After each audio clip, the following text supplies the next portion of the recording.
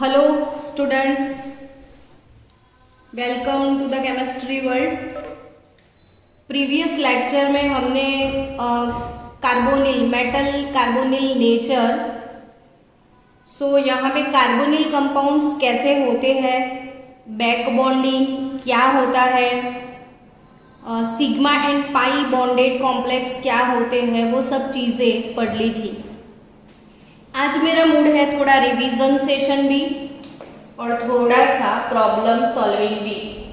तो रिवीजन के साथ साथ थोड़ा प्रॉब्लम सॉल्विंग, साबिया ने ये 2 क्वेश्चन मुझे भेजे थे और कल लास्ट में एक वर्ड आया था सिनर्जिक बॉन्डिंग, जो कि पढ़ा दिया था लेकिन मैंने बोला नहीं था कि इसको सिनर्जिक बॉन्डिंग बोलते हैं। आज थोड़ा रिवाइज करवा लेते हैं ताकि ये ऐसे क्वेश्चन आपको कॉम्पिटिटिव लेवल पे आते हैं, हमारे बोर्ड में भी आ सकते हैं, बिकॉज की सिनर्जिक इफेक्ट वाला चीज तो हमारे टॉपिक में है एनसीईआरटी में। तो यहाँ पे ये 2 क्वेश्चन सॉल्व हो जाए। So what is synergic bonding?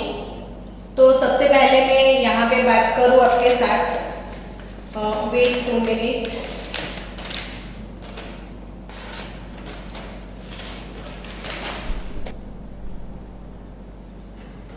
पाई जो कार्बोनिल है, carbonyl compound, carbonyl ligand, CO ligand.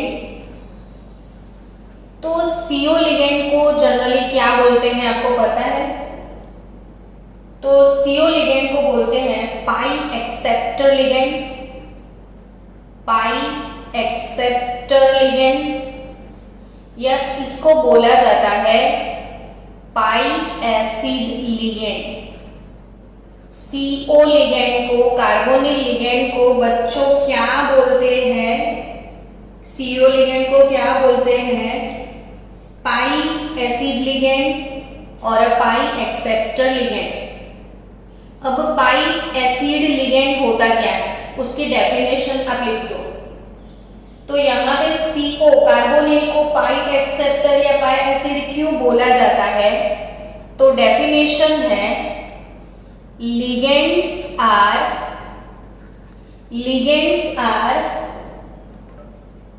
good ligands that are good pi electron acceptors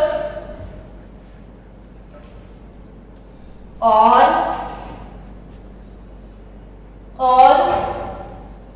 good sigma electron donor. यानी कि CO लिगेंड कैसा है कि वो पाई इलेक्ट्रॉन को बहुत अच्छे से एक्सेप्ट करता है और सिग्मा इलेक्ट्रॉन को वो डोनेट करता है। आपको पता है ना कि हम लुईस एसिड किसको बोलते हैं? Lewis acid.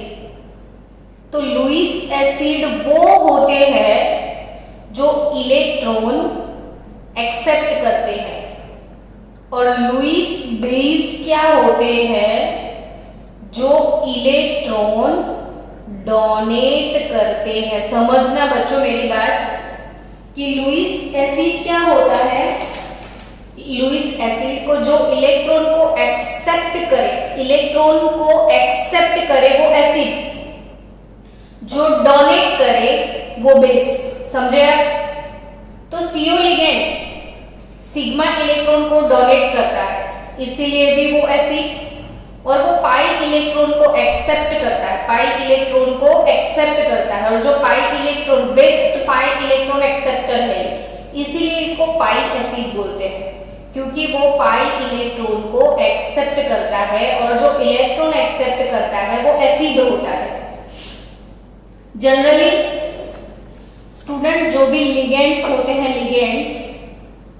वो लिगेंड्स ऑलवेज इलेक्ट्रॉन डोनर होते हैं, इसीलिए जो लिगेंड्स हैं उनको लुईस बेस बोला जाता है।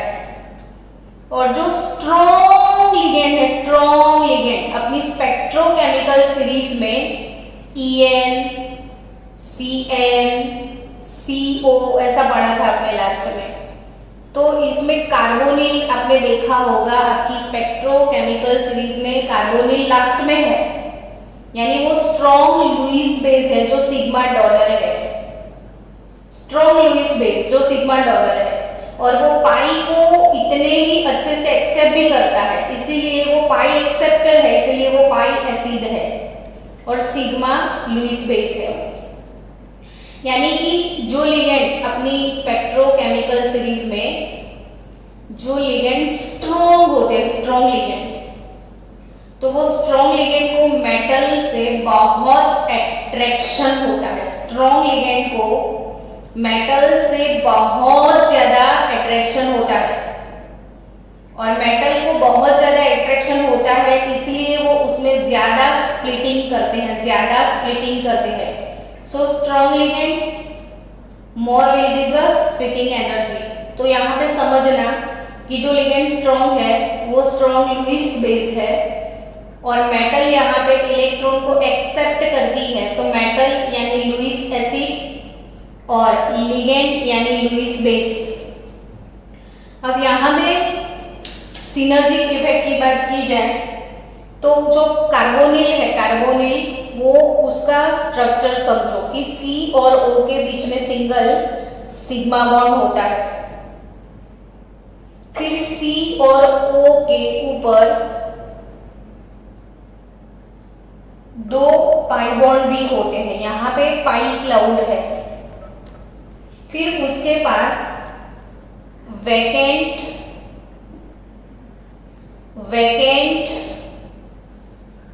पाई स्टार ऑर्बिटल है, पाई स्टार 2px और पाई स्टार 2py।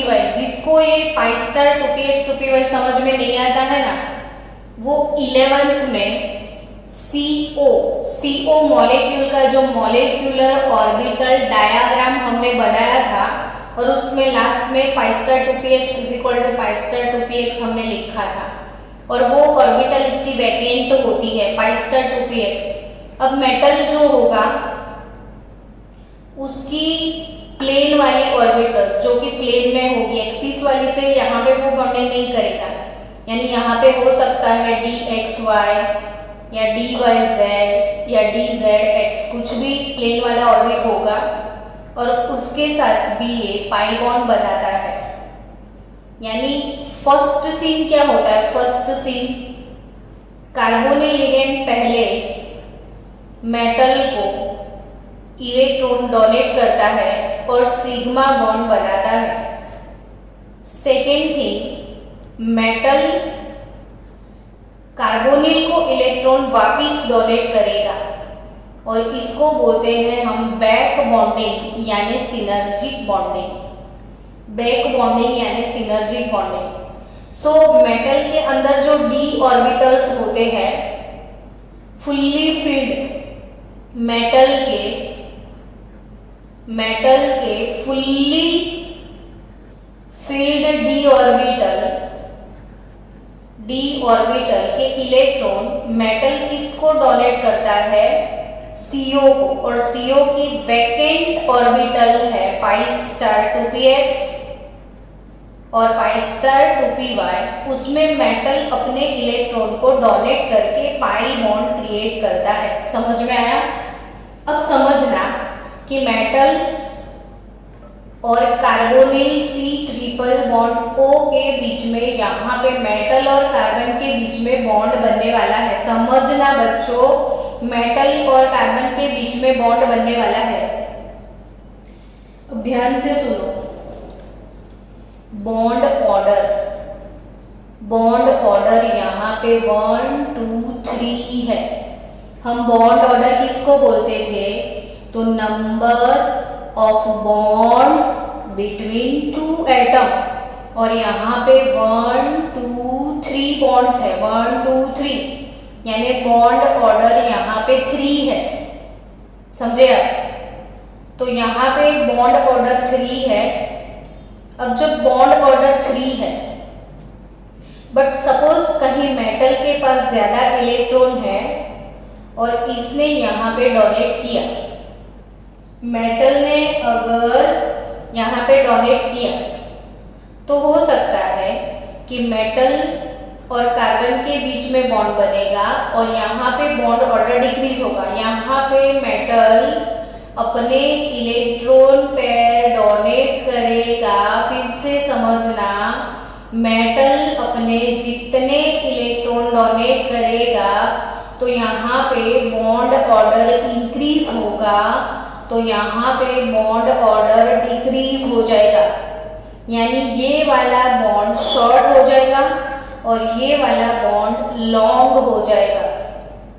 जब मेटल अपने इलेक्ट्रॉन यहाँ पे डोनेट करेगा तो बॉन्ड ऑर्डर इंक्रीज होगा, तो यहाँ का लेंथ शॉर्ट होगा, यहाँ का लेंथ लॉन्ग होगा। अब सबको ये तो पता है ना कि सिंगल बॉन्ड लंबा होता है 154 पिकोमीटर, डबल होता है तो वो 134 पिकोमीटर होता है और ट्रिपल होता है तो 120 पिकोमीटर होता है। यानी कि बॉन्ड ऑर्डर इंक्रीज होता है तो बॉन्ड लेंथ डिक्रीज हो जाता है। समझे कि नहीं समझे आप? क्या इंक्रीज होता है? बॉन्ड ऑर्डर इंक्रीज होता है तो बॉन्ड लेंथ डिक्रीज होता है। मुझे फिर से आपको समझाना है, समझो कि यहाँ पे C और ऑक्सीजन के बीच में ट्रिपल बॉन्ड है, यानी बॉन्ड ऑर्डर यहाँ पे 3 है, यानी बॉन्ड लेंथ जो है वो शॉर्ट है। ठीक है, शॉर्ट। अब होगा क्या? तो यहाँ पे मेटल आया। अब मेटल जो है वो यहाँ पे इलेक्ट्रॉन को डोनेट करेगा। इलेक्ट्रॉन को डोनेट करेगा तो बॉन्ड ऑर्डर यहाँ पे इंक्रीज होगा। इंक्रीज होगा तो लेंथ बिटवीन मेटल और कार्बन शॉर्ट होगा and length between carbon oxygen long होगा। यानी जितना डोनेशन मेटल से बढ़ेगा इतना ये वाला बॉन्ड शॉर्ट होगा। समझे? अब क्वेश्चन समझो कि highest CO bond length will be in dash और the strongest CO bond is present in dash. Highest CO bond length will be, तो CO bond length will be highest, यानी long CO bond किस में होगा? Long CO किस में होगा? तो जहां पे मेटल का डोनेशन ज्यादा होगा। Metal donate more than CO will be long. ये चीज याद रखना, मेटल जितना डोनेट करेगा उतना ये बॉन्ड शॉर्ट होगा और ये बॉन्ड लॉन्ग हो जाएगा। आपको ये चीज रटोगे ना तो कभी नहीं, ये समझना ही पड़ेगा आपको। तो जितना मेटल डोनर बनेगा उतना ये बॉन्ड शॉर्ट होगा, ये लॉन्ग हो जाएगा। अब आपके पास कॉम्प्लेक्स कौन से है वो देखो, MnCO6। तो इसमें करना क्या है? ऐसे क्वेश्चन में आपको मेटल के ऑक्सीडेशन स्टेट निकाल दो। तो MnCO6 में CO न्यूट्रल लिगेंड है, तो 6 इंटू ब्रैकेट 0 प्लस Mn का charge x that is equal to बाहर +1। तो यहाँ पे मैंगनीज का ऑक्सीडेशन है +1, यहाँ पे क्रोमियम का ऑक्सीडेशन स्टेट है 0 और यहाँ पे वेनेडियम का स्टेट है -। जो देखा समझा आपने, Mn है प्लस, Cr है 0 और वेनेडियम है -। कुछ समझो, ये न्यूट्रल, ये पॉजिटिव, ये नेगेटिव। तो जिसके पास नेगेटिव चार्ज है इट इज बेस्ट डोनर। तो सबसे अच्छा डोनर एटम कौन है? V-, electron donor V-। तो वेनेडियम यहाँ होगा, बहुत अच्छा डोनेट करेगा, बॉन्ड शॉर्ट हो जाएगा तो CO बॉन्ड लॉन्ग हो जाएगा। सो यहाँ पे highest CO bond length will be in vanadium CO6 minus. Highest CO bond length, और यहाँ पे हाईएस्ट CO बॉन्ड लेंथ ना लिखा हो एग्जाम में स्ट्रॉन्गेस्ट मेटल कार्बन बॉन्ड, तो भी क्वेश्चन ऐसे भी मतलब ट्विस्ट हो सकता है। स्ट्रॉन्गेस्ट मेटल कार्बन बॉन्ड कौन सा, तो भी यही आंसर है। अब सपोज यहाँ पे आपको ऐसे क्वेश्चन आए कि भाई मैंगनीज के बदले Fe है और ये +2 है और कोई कॉम्प्लेक्स है जिसमें +3 है, तो जैसे जैसे चार्ज बढ़ेगा वैसे वो डोनर नहीं हो सकते क्योंकि ये इलेक्ट्रॉन डेफिशिएंट हो गए, तो डोनर कैसे बनेंगे? तो जैसे चार्ज इंक्रीज होगा तो वो डेफिशिएंट हो जाएंगे, तो वो यहाँ पे डोनेट नहीं कर पाएंगे, तो इसमें CO बॉन्ड लेंथ शॉर्ट ही रहेगा, लेकिन जो डोनर होगा वो CO बॉन्ड को वीक बनाएगा।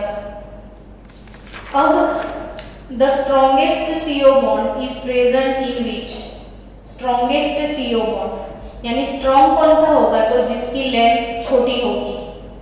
अब लेंथ छोटी होगी तो इसका मतलब इसकी लेंथ छोटी कब है, जब मेटल कार्बन बॉन्ड लॉन्ग होगा तो ये शॉर्ट हो जाएगा, ये शॉर्ट हो जाएगा तो ये स्ट्रॉन्ग हो जाएगा। तो ये शॉर्ट कब होगा, तो यहाँ से डोनेशन अच्छा ना मिले तो। अब यहाँ से अच्छा डोनेशन कौन नहीं दे सकता, वो देखो वेनेडियम माइनस, ये तो बेस्ट डॉलर है, यहाँ Fe का चार्ज 0 है और यहाँ Cr का प्लस, तो यहाँ पे ये तो बेस्ट डॉलर है ही है, तो ये तो लंबा हो जाएगा यानी स्ट्रॉन्ग नहीं होगा। तो ये भी 0 है तो कुछ दे सकता है, लेकिन ये प्लस वाला कुछ भी नहीं देने वाला।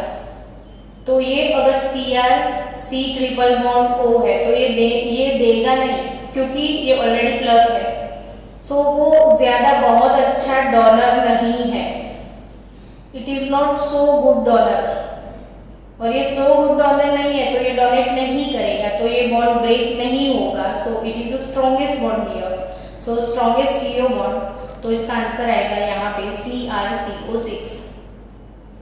तो आई थिंक ये दोनों क्वेश्चन और सिनर्जिक बॉन्डिंग आपको समझ में आया होगा। तो पहले CO मेटल को देता है, सिग्मा बॉन्ड बनाता है, बाद में मेटल CO को देता है, पाई बॉन्ड बनाता है, जिसको बैक बॉन्डिंग यानी सिनर्जिक बॉन्डिंग भी बोलते हैं, और ये जो बॉन्ड लेंथ इंक्रीज होता है और डिक्रीज होता है उसको सिनर्जिक इफेक्ट बोलते हैं। ये शॉर्टनिंग, स्ट्रेचिंग, इसको स्ट्रेचिंग फ्रीक्वेंसी भी बोलते हैं। यहाँ पे बॉन्ड स्ट्रेच होता है इसीलिए इसको स्ट्रेचिंग फ्रीक्वेंसी भी बोलते हैं, और stretching frequency is also known as synergic effect.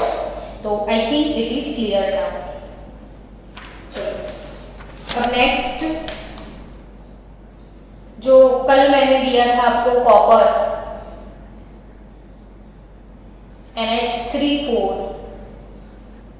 +2, और इसमें हाइब्रिडाइजेशन कौन सा था, तो DsP2। वो कैसे पता चला, तो एक्सरे स्पेक्ट्रोस्कोपिक मेथड से पता चलता है कि भाई इसका जो शेप है वो स्क्वायर प्लानर शेप है, और अगर इसका शेप स्क्वायर प्लानर है तो हाइब्रिडाइजेशन DsP2 होना ही होना है। अब DsP2 हाइब्रिडाइजेशन कैसे करेंगे, तो कॉपर का number Z = 29, argon 3D 1 2 3 4 5 4s और 4p। सो 3D 4s और 4p। अब D में 9 इलेक्ट्रॉन यानी 1 2 3 4 5 6 7 8 9, क्योंकि कॉपर +2 है तो 4s का एक और D का एक, यानी 2 इलेक्ट्रॉन जाएंगे इसके, तो ये वाला कॉन्फ़िगरेशन बचेगा Cu+2 का।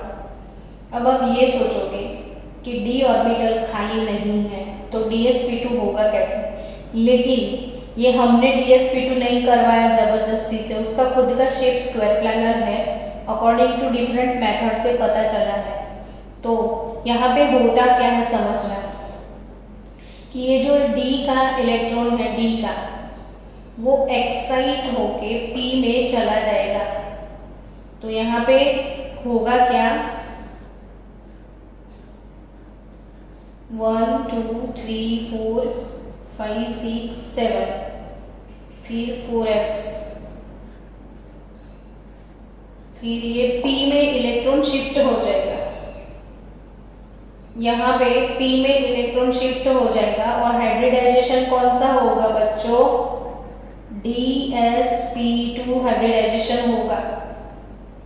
सो DsP2 हाइब्रिडाइजेशन CuNH3 4+2 में होता है। समझे आप कि नहीं समझे?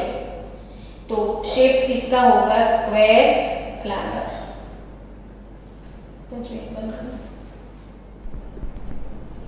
चलो स्टूडेंट्स, PtCl4-2 वो भी स्क्वायर प्लानर है, तो हाइब्रिडाइजेशन इसमें भी DsP2 होना चाहिए।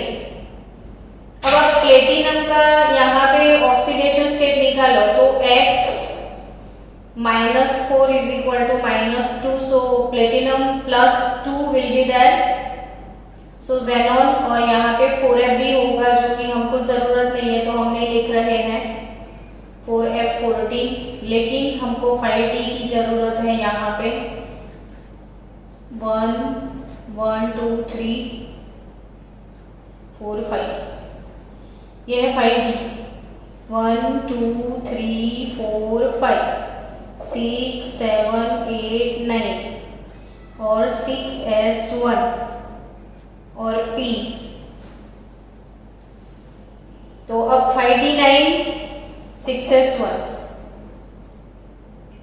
तो प्लेटिनम +2 है, तो 2 इलेक्ट्रॉन यहां से गए, तो D ऑटोमेटिकली खाली हो गया। तो कौन सा हाइब्रिडाइजेशन होगा यहाँ पे, DsP2। कौन सा होने वाला है, DsP2, क्योंकि ये 5D9 है, लेकिन अच्छा हाँ रुको वेट, सॉरी स्टूडेंट वेट, कि प्लेटिनम ज़ेनॉन प्लेटिनम +2 का कॉन्फ़िगरेशन क्या होगा स्टूडेंट, तो 1 2 3 4 5 6 7 8 हो गया, ठीक है। फिर उसमें हो जाएगा 4s, ये हो गया 3D, यहाँ पे ये है 5D, यहाँ पे ये है 6s और यहाँ पे हमारे पास होगा 6P। अब कंफ्यूजन, सॉरी यहाँ पे कंफ्यूजन क्या आने वाला है कि जो सेनॉन है वो 5D 4s 6P है प्लेटिनम +2 में, जबकि ये दिखा रहा है DsP2 हाइब्रिडाइजेशन। तो आप बोलोगे कि पॉसिबल ही नहीं है ना, ये इलेक्ट्रॉन यहाँ क्यों जाए, क्योंकि क्लोरीन जो है वो वीक लिगेंड है, ठीक है, वीक लिगेंड है। क्लोरीन कैसा लिगेंड है, वीक लिगेंड। तो यहाँ पे पैरिंग होने का कोई सवाल ही पैदा नहीं होगा। लेकिन एज एन एक्सेप्शन यहाँ ये चीज याद रखना, जैसे आपको पता है कि प्लेटिनम कौन से ग्रुप में है, आई थिंक 10th ग्रुप में है प्लेटिनम, कि फर्स्ट वाला 4th ट्रांजिशन सीरीज शक्तिना VCR पर मने फेको निकुंज देखा से, એટલે निकल, फिर निकल के बाद 5th सीरीज में यहाँ पे कुछ होगा और 6th सीरीज में प्लेटिनम है। यहाँ पे यारी जरूर निभाना, मौत तक रुकावट राह में पड़े तो आगे चढ़ो, यानी पैलेडियम होगा। तो निकल, पैलेडियम और प्लेटिनम, तो ये 4th ट्रांजिशन में निकल है, 5th ट्रांजिशन में पैलेडियम है और 6th ट्रांजिशन में प्लेटिनम है। अब एक मोस्ट टाइम की बात, जैसे आप टॉप टू बॉटम मूव होते हो, टॉप टू बॉटम मूव होते हो, फिर से सुनना, टॉप टू बॉटम मूव होते हो, तो एटॉमिक साइज इंक्रीज होता है, यानी निकल से थोड़ा बड़ा पैलेडियम और उससे बड़ा प्लेटिनम होगा। समझे? तो जैसे मेटल का साइज इंक्रीज हो जाएगा तो भले लिगेंड वीक होता है, but due to increase in size of platinum यहाँ पे ये स्प्लिटिंग Eg और T2G वाला होगा। समझ में आया? सो यहाँ पे इसीलिए पेयरिंग होता है। तो सबसे समझने वाली बात ये कि यहाँ पे पेयरिंग वैसे नहीं होना चाहिए, क्योंकि ये क्लोरीन वीक लिगेंड है जो पेयरिंग नहीं करेगा, लेकिन यहाँ पे पेयरिंग फिर भी होता है। उसका रीजन क्लोरीन नहीं है, उसका रीजन ये आप जैसे टॉप टू बॉटम मूव होते हो तो प्लेटिनम का साइज बढ़ जाता है, इसीलिए पेयरिंग होता है। ये वाला इलेक्ट्रॉन इधर चला जाएगा, D खाली हो जाएगा और यहाँ पे DsP2 हाइब्रिडाइजेशन होगा और यहाँ पे इलेक्ट्रॉन आ जाएंगे क्लोरीन के।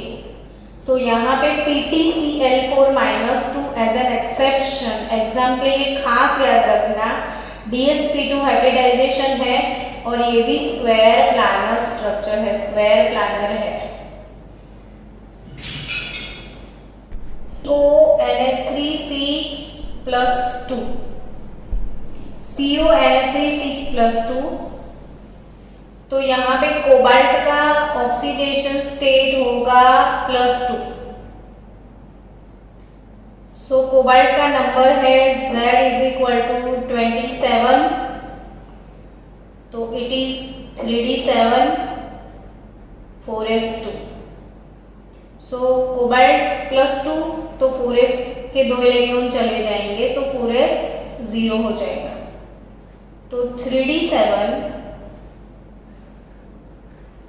1 2 3 4 5 और 4s और 4p, 4s 4p और 3d। आर्गन यहाँ पे है वो समझ लेना। अब 3d7 यानी 1 2 3 4 5 6 7। ओके, सो स्टूडेंट, अमोनिया है, इट इज स्ट्रॉन्ग लिगेंड। तो अगर स्ट्रॉन्ग लिगेंड है तो ये वाला इलेक्ट्रॉन यहाँ पे शिफ्ट हो जाएगा, तो रीअरेंजमेंट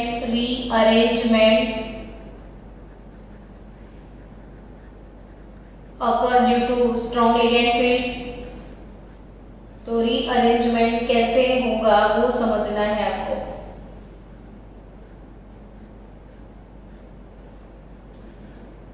और 4p के बाद वैकेंट ऑर्बिटल, यहाँ पे 4dv होगा, ये 3d, ये 4s, ये 4p और 4d। तो स्टूडेंट ये वाला इलेक्ट्रॉन यहाँ पे पेयरिंग करेगा, यानी 1 2 3 4 5 6 पेयरिंग हो गया। तो भी पेयरिंग होने के बाद भी एक इलेक्ट्रॉन बचेगा, और आपको पता है ये 6 कोऑर्डिनेशन नंबर अगर 6 है, स्ट्रॉन्ग लिगेंड है, तो हाइब्रिडाइजेशन D2sp3 होना चाहिए, है ना। तो D2sp3 यहाँ पे D खाली नहीं है, तो वो होगा क्या कि यहाँ वाला जो एक इलेक्ट्रॉन है वो वैकेंट 4d में चला जाएगा। ये वाला electron 3d electron shifted into 4d vacant orbital.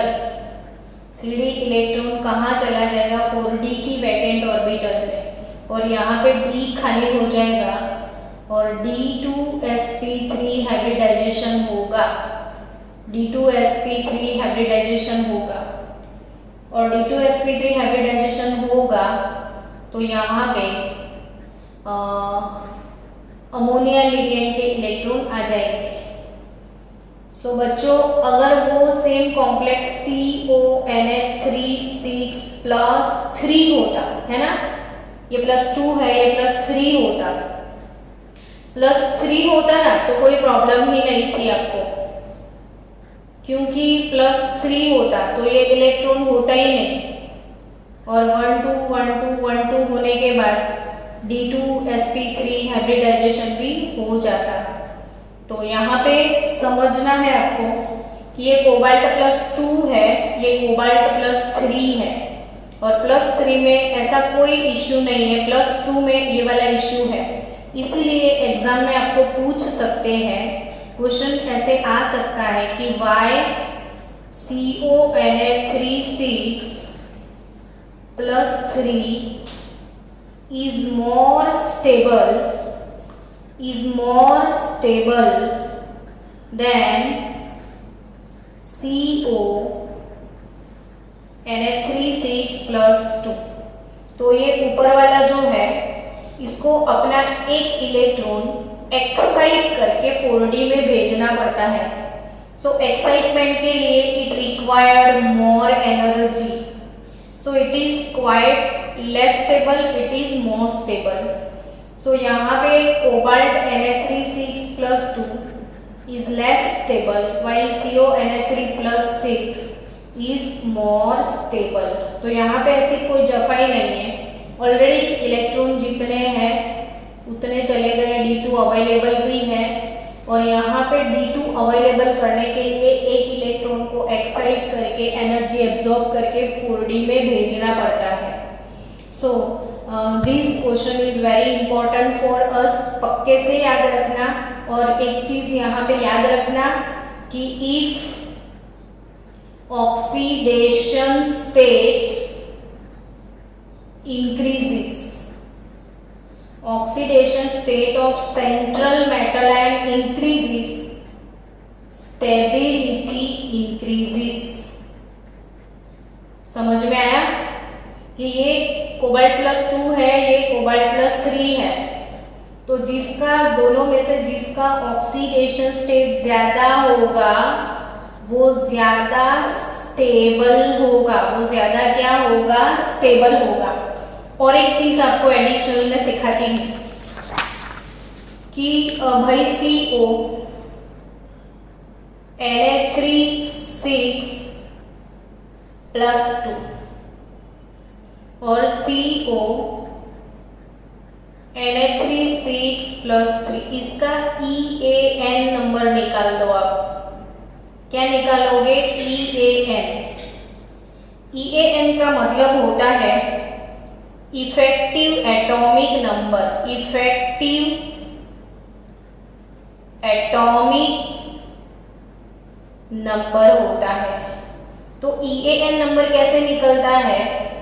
तो यहाँ पे atomic number of central metal atom, atomic number of metal atom minus oxidation state +2 into coordination number.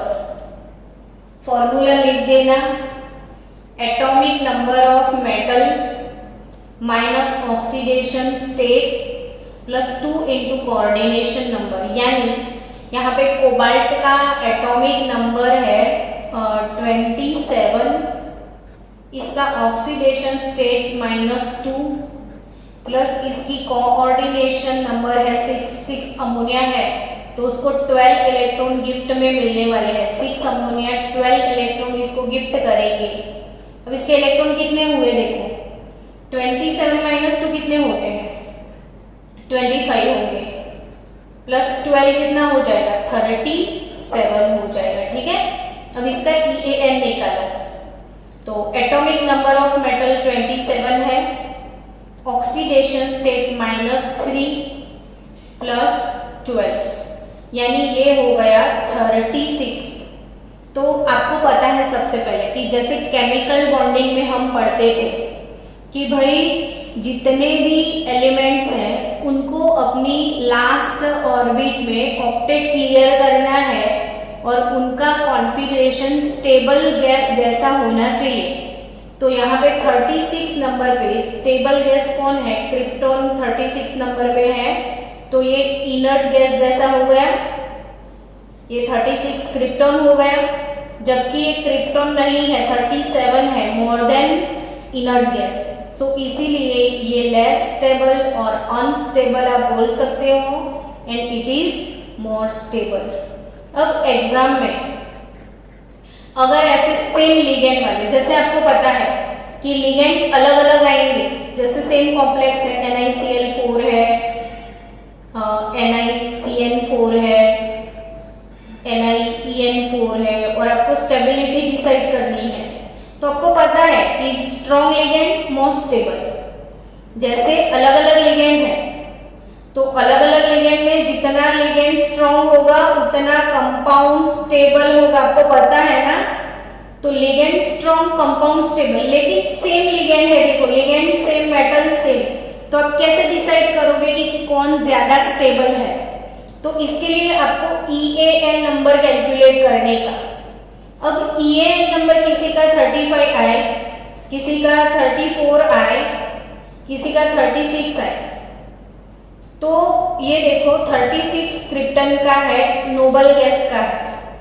अब ये इसके ज्यादा करीब है, ये इसके दूर है, तो ये लेस स्टेबल, ये मोर स्टेबल, और ये वाला है तो भाई बहुत ही ज्यादा स्टेबल। तो इनर्ट गैस के आजू बाजू में होना चाहिए कॉन्फ़िगरेशन, तो इनर्ट गैस जैसा इलेक्ट्रॉनिक कॉन्फ़िगरेशन है तो वो स्टेबल होगा।